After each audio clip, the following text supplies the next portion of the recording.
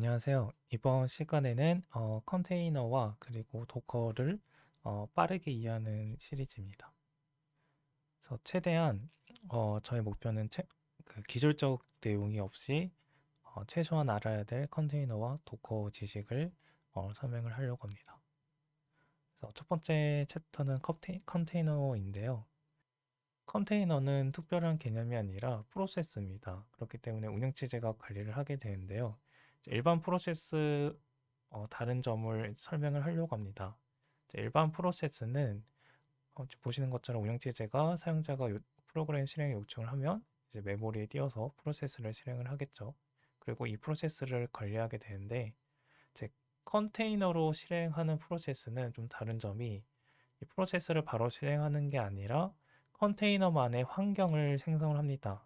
그래서 프로세스 A, 프로세스 B를 컨테이너로 실행을 한다고 하면 프로세스 A만의 환경을 만들고요. 그리고 프로세스 B만의 환경을 생성을 해서 각각 그 환경의 프로세스 실행을 하게 됩니다. 그래서 컨테이너로 실행된 프로세스 관점에서는 자기만의 독립된 환경을 가지게 됩니다. 컨테이너로 프로세스를 관리하게 되면 장점이 다른 프로세스의 영향을 받지 않습니다. 정확히 말하면 영향을 최소한 받을 수 있는데요. 예를 들어서 저희가 백엔드를 실행을 한다고 해봅시다. 스프링 부트로 만든 백엔드를 실행을 할 건데 동시에 두 번 실행을 한다고 가정을 해볼게요. 그러면 첫 번째 실행했을 때는 당연히 잘 실행이 되겠지만 두 번째 실행했을 때는 이 포트 중복이 발생을 하기 때문에 운영체제에서 실행을 거부를 합니다. 그런데 컨테이너로 이 백엔드를 실행을 하게 되면요, 잘 실행이 됩니다. 왜냐하면 이 컨테이너로 실행되는 프로세스는 자기만의 환경을 가지고 있기 때문에 다른 프로세스의 영향을 받지 않습니다. 그래서 이런 다른 프로세스의 영향도를 받지 않는 장점이 있고요. 그리고 이제 두 번째 장점은 이 컨테이너가 자기만의 환경을 가지고 있다 했잖아요. 그 환경을 사용자가 커스터마이징 할 수 있습니다. 예를 들면 이 실행 환경에는 자바만 설치되는 이 환경을 만들 수 있고요. 그리고 다른 환경은 뭐 파이썬만 설치된 환경 아니면 노드.js가 설치된 환경 이런 식으로 사용자가 입맛에 맞게 이 실행 환경을 커스터마이징 할 수 있습니다. 자, 컨테이너의 특징을 비교를 할 때 가상 머신과 가장 많이 비교를 하게 되는데요. 가상 머신은 저희 운영체제 위에 하나의 운영체제, 정확히 말하면 이제 커널을 만들고 이 커널 위에 올라가 있는 프로세스를 제어를 하게 됩니다. 즉 호스트 운영체제에서는 이 프로세스를 제어하지 않고 게스트 이제 운영체제에서 이 프로세스를 제어를 하게 되죠.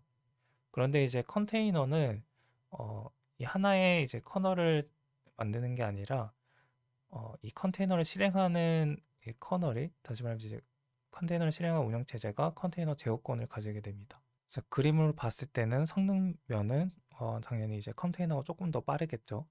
가상머신은 한 번 더 운영체제를 거치고 이 운영체제가 이제 프로세스를 제어하기 때문에 속도 면에서 비교를 하게 되면 컨테이너가 조금 더 앞서게 됩니다. 다만 보안적인 관점에서는 이 가상머신의 이 커널이 분리되어 있기 때문에 더 보안적으로 안정적을 가지고 있을 수 있고요.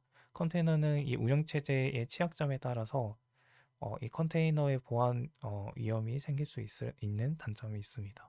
그래서 상황에 맞게 가상머신이냐 컨테이너를 선택을 해야 되고요. 컨테이너가 실행되면 안 되는 아키텍처들이 있을 수 있습니다. 그래서 그런 걸 잘 고려해서 가상머신 컨테이너를 선택을 하면 되겠습니다. 그래서 지금까지 이제 컨테이너 개념을 설명을 드렸는데 조금 되돌아가 볼까요? 이제 컨테이너는 이제 자기만의 환경을 가진다고 했어요. 그러면 이 환경이 무엇일까 조금 궁금해 할 수 있잖아요. 자, 그 환경에 대한 리스트를 이제 가져와 봤는데요. 이제 대표적으로 네트워크가 있고, 그리고 호스트 네임, 파일 시스템, 프로세스 아이디, 그리고 이 컨테이너 프로세스는 또 CPU 메모리를 이제 할당받아서 실행될 수 있습니다. 그래서 이 자원에 대한 환경까지 각자 가질 수 있습니다. 그리고 기타 등등이 있습니다.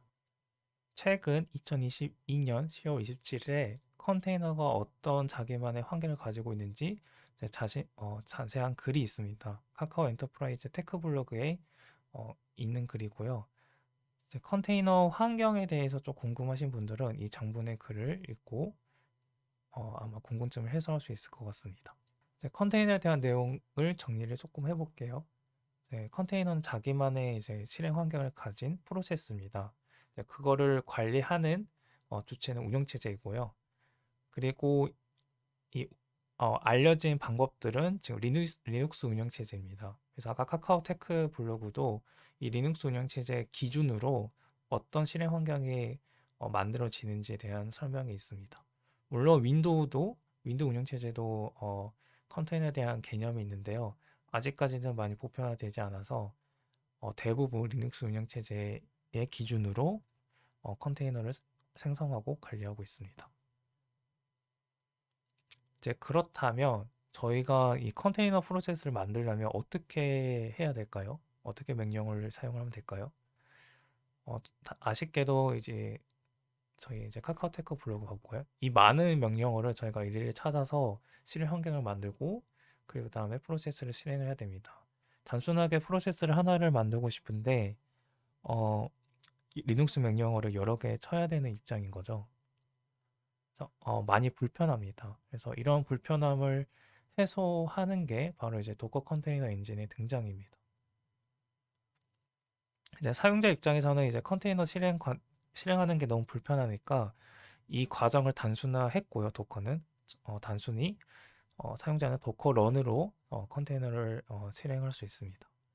그리고 도커 명령을 통해서 실행했던 컨테이너를 중지할 수 있고요. 기타 등등에 대한 상태를 관리할 수 있습니다. 그리고 컨테이너가 실행했던 컨테이너 자체도 프로세스이기 때문에 로그가 남는데요. 이 컨테이너 로그를 관리하는 기능도 있습니다. 도커.com의 공식 문서에 가져오는 이제 도커에 대한 아키텍처 문서인데요. 기존 운영체제 위에 도커라는 프로세스가 있고 이 도커라는 프로세스가 이 컨테이너를 제어를 하게 됩니다. 그리고 유틸리티 기능이 있는데요. 이제 앞서 조금 들어가면 저희가 이 컨테이너 실행 환경을 커스터마이징 할 수 있다고 했는데요. 이 커스터마이징 하는 유틸 도구도 지원을 해주게 됩니다. 그래서 그 유틸 도구가 도커 파일이고요. 이 도커 파일에 저희가 코드를 작성해서 실행 환경을 커스터마이징 할 수 있습니다. 그리고 이 실행 환경을 다른 사람과 공유를 하고 싶을 때 있잖아요. 그래서 이 실행 환경을 저장할 수 있는 저장소도 제공해 주게 됩니다. 이 아래는 이제 도커 허브라는 저장소, 이제 저장소 레지스트리라고 부르는데 도커 허브 레지스트리에서 엔지니스가 설치된 실행 환경을 지금 공유해 준 예제입니다.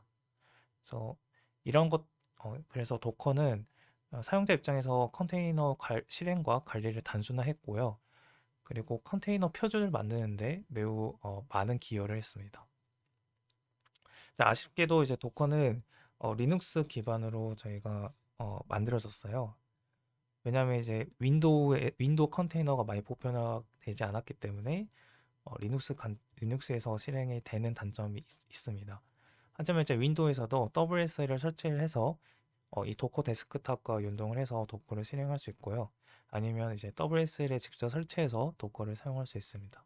지금까지는 이제 도커와 그리고 컨테이너를 간단히 설명드렸고 이제 도커를 어떻게 사용할 수 있는지 아주 간단히 살펴보도록 하겠습니다.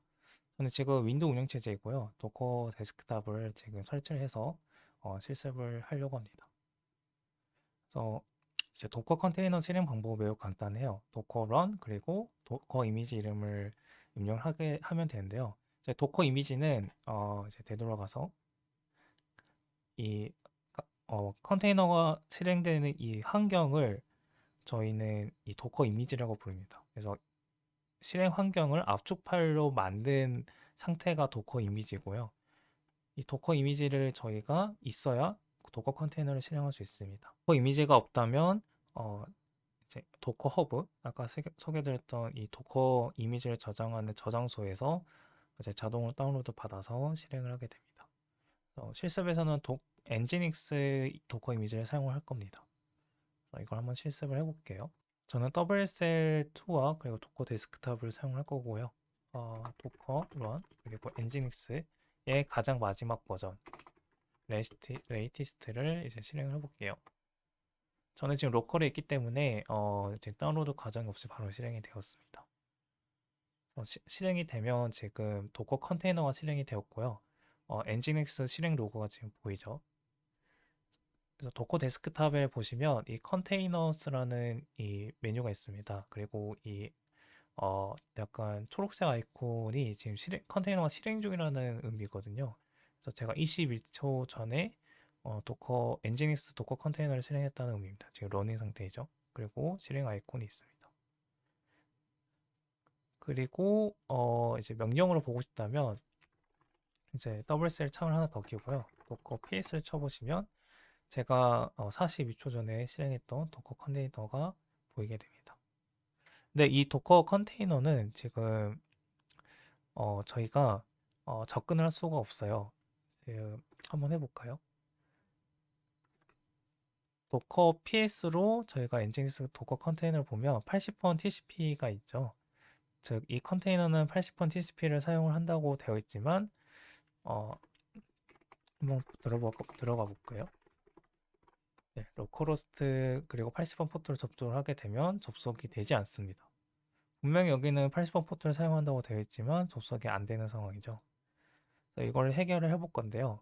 접속이 안 된 이유는 컨테이너는 자기만의 환경을 가지고 있다고 말씀드렸었어요. 그래서 이 컨테이너는 자기만의 환경에 80번 TCP를 오픈한 거지 운영체제에 80번 TCP를 오픈한 건 아닙니다. 그래서 이 컨테이너에 접근하기 위한 설정이 필요한데요. 그게 바로 포트 포워딩입니다. 그래서 운영체제에서 이 컨테이너로 들어가기 위해 포워딩을 하고요. 그리고 운영체제 포트를 이제 적어줘야겠죠. 운영체제에서 예를 들면 뭐 8888로 접속하면 도커 컨테이너 80번으로 포트 포딩 하겠다. 그런 설정을 저희가 해줘야 됩니다. 그래서 기존에 실행 중인 도커 컨테이너를 중지하고 포트 포딩을 할 건데요. 지금 여기 실행 중이니까 중지인 컨트롤 C를 눌러보도록 하겠습니다. 그리고 이제 잘 중지가 되었고요. 그리고 도커 데스크탑에서 확인해 보시면 기존 초록색 불이 이제 꺼졌죠. 네, 종료가 되었다는 걸 알 수가 있습니다. 이제 이 상태에서 저희가 아까 실행했던 도커런에서 포트 포워딩 약자인 -p를 적어주시고요. 앞에서는 운영체제 포트를 적어주시면 됩니다. 운영체제 포트 그리고 도커 컨테이너 포트를 적어주시면 포트 포워딩 설정이 되는데요. 저는 이제 8090으로 운영체제 포트를 오픈하고 그리고 운영체제에서 8090을 오면 컨테이너 80번 포트로 포워딩 하겠다라는 이제 설정을 해도록 하겠습니다. 그럼 잘 설정이 되었고요. 운영체제에서는 8090으로 이제 오픈했기 때문에 8090으로 접속을 해볼게요. 그러면 놀랍게도 엔지닉스가 잘 뜨고요. 엔지닉스 로고를 엔지닉스 도커 컨테이너 로고를 보면 잘 접속이 되었다는 로고가 보이게 됩니다. 이제 그 다음에 실습할 거는 백그라운드 실행인데요. 저희는 지금까지 도커 런으로 컨테이너를 실행했지만 이 제어권에 지금 터미널이 있습니다. 즉 뭔가 터미널 오류로 또는 저희가 컨트롤 C를 눌러서 중지를 하게 된다면 컨테이너가 중지가 돼요. 저희는 이 터미널이 삭제가 되더라도 컨테이너를 계속 실행하고 싶지만 아쉽게도 지금 그럴 수 없는 상황입니다. 이제 어, 마- 그거를 막아주는 설정이 백그라운드 실행입니다. 백그라운드 실행은 제어권이 터미널에 있는 게 아니라 어, 이제 운영체제에서 백그라운드로 관리를 하게 되는데요. 그걸 한번 실습을 해보도록 할게요. 그래서 도커런에서 끝에 도커런에서 백그라운드 실행하는 MySt를 실행을 하게 됩니다. 입력을 하면 됩니다. 그러면 아까와 다르게 이 컨테이너 ID 식별자가 나오게 되고요. 그리고 똑같이 엔진엑스를 새로 고침하면 잘 접속이 되죠. 그리고 터미널을 끄더라도 잘 접속이 됩니다. 그리고 이제 컨테이너가 잘 실행되는지 확인하기 위해서 도커 PS로 확인해 보시면 되고요. 또는 이 도커 데스크탑에서 이 목록을 보시면 잘 실행이 된 걸 알 수가 있습니다. 백그라운드를 실행하고 있는 도커 컨테이너를 중지하고 싶을 때 방법인데요. 이 도커 PS로 컨테이너 아이디를 확인을 하고 그 다음에 도커 킬로 이 컨테이너를 죽이시면 됩니다. 그래서 한번 실습을 해볼 건데요. 지금 도커 PS로 명령을 쳤더니 컨테이너 아이디가 보이죠. 그래서 도커 킬 그리고 컨테이너 아이디를 적어주시면 되고요. 또는 이제 도커 데스크탑을 쓴다고 하면 단순히 이 정지 버튼을 눌러주시면 됩니다. 이제 도커 키를 입력을 하게 되면 이제 도커 PS를 한번 확인해 보시면 실행 중인 프로세스 도커 컨테이너가 보이지 않고요. 그리고 새로 고침을 하게 되면 이제 엔진스가 컨테이너가 없기 때문에 접속이 되지 않습니다. 지금까지는 이제 도커로 컨테이너를 쉽게 제어하는 방법을 살펴봤습니다.